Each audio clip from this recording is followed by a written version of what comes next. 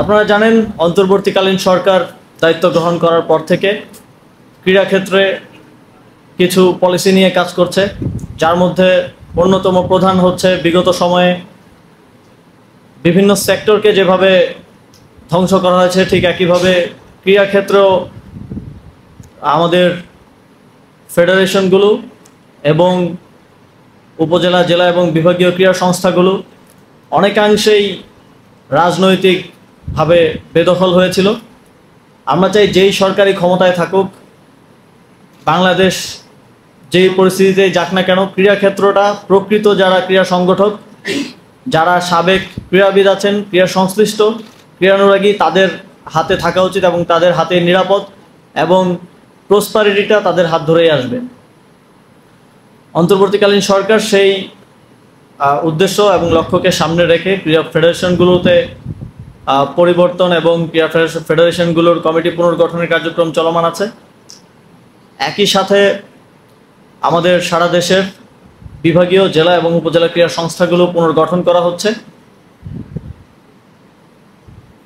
এর বাইরেও বিভিন্ন ফেডারেশনের এবং এনএসসিরও যেই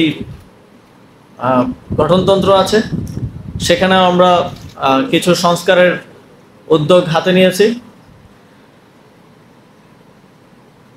এই প্রক্রিয়ায় আপনারা যারা আছেন বিভিন্ন ফেডারেশনের দায়িত্বশীল এবং স্পোর্টস সেক্টরের বিভিন্নভাবে সংযুক্ত, সকলের সহযোগিতা এবং সমর্থন প্রত্যাশা করছি।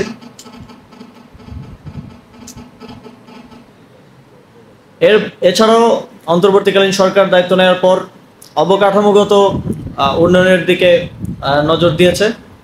আমরা ইতিমধ্যেই সংযুক্ত আরব আমিরাতের থেকে সহায়তা চেয়েছিলাম একটা স্পোর্টস ভিলেজ করার জন্য। আমাদের মাননীয় প্রধান উপদেষ্টা তিনি যখন সফরে গেলেন গত মাসে, তিনি সংযুক্ত আরব আমিরাতে আমাদের পক্ষ থেকে এই কথাটা উল্লেখ করেছেন এবং আপনারা জেনে খুশি হবেন যে সংযুক্ত আরব আমিরাতের আর্থিক সহযোগিতায় সারা দেশে 8টি বিভাগে 8টি স্পোর্টস হাব করার উদ্যোগ যুব ক্রীড়া মন্ত্রণালয় নিয়েছে। আমরা স্পোর্টসকে বিকেন্দ্রীকরণ করতে চাই, সেই জায়গা থেকে শুধু ঢাকায় একটি সেন্ট্রাল স্পোর্টস ভিলেজ না করে প্রতিটি বিভাগে একটা যদি স্পোর্টস ফ্যাসিলিটি থাকে, তাহলে আমরা মনে করি যে সারা দেশে এই স্পোর্টসের অংশগ্রহণটা আরও বেশি বৃদ্ধি পাবে এবং আমাদের প্রান্তিক খেলোয়াড়রাও খেলাধুলায় অংশগ্রহণ করতে আরও বেশি আগ্রহী হবেন। এছাড়াও অ্যাডভান্স লেভেল ট্রেনিংয়ের জন্য স্পোর্টস ইনস্টিটিউটের কার্যক্রম চলমান আছে।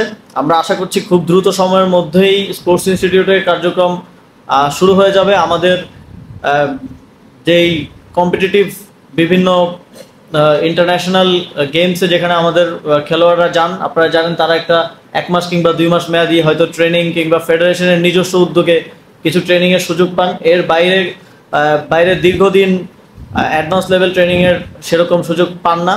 সেই জায়গা থেকে আমরা এই স্পোর্টস ইনস্টিটিউট প্রতিষ্ঠার উদ্যোগটা নিয়েছি এবং এখানে আমরা আমাদের যেই সম্ভাবনাময়ী খেলোয়াড়রা আছেন, যাদের মাধ্যমে আমরা আন্তর্জাতিক পরিসরে আরও বড় বড় অর্জন দেশের জন্য বয়ে আনতে পারেন, তাদেরকে যথাযথ ট্রেনিং এবং যথাযথ ফ্যাসিলিটিস প্রদানের জন্য এই স্পোর্টস ইনস্টিটিউট কাজ করবে। এছাড়াও আমাদের ন্যাশনাল স্পোর্টস কাউন্সিলের একটা জায়গা আছে গুলশানে, আমরা সেটা আবিষ্কার করলাম এবং সেখান কিছু জটিলতা ছিল, সেগুলো আমরা নিরসন করেছি। সেখানে আমরা একটা আরবান স্পোর্টস সেন্টার করার পরিকল্পনা হাতে নিয়েছি। বিশেষত ইনডোর গেমস যেগুলো আছে সেই ফেডারেশনগুলোকে, আমাদের অনেকগুলো ফেডারেশন আছে, আমরা জানি যে অনেকের অফিস নেই অথবা থাকলেও এই জাতীয় স্টেডিয়াম কিংবা ছোটোখাটো কোনো জায়গায় আপনারা কষ্ট করে কাজ করে থাকেন। সেই জায়গা থেকে ইনডোর যেই গেমসগুলো আছে আমরা চেষ্টা করব সেই আরবান স্পোর্টস সেন্টারে আপনাদের অফিস সহ আরও খেলাধুলার যে ফ্যাসিলিটিসগুলো আছে সেগুলো গড়ে দেওয়ার জন্য। সেটাও এই নেক্সট ফাইন্যান্সিয়াল ইয়ারে আশা করি আমরা সেই আরবান স্পোর্টস সেন্টারের কার্যক্রম শুরু করতে পারবো।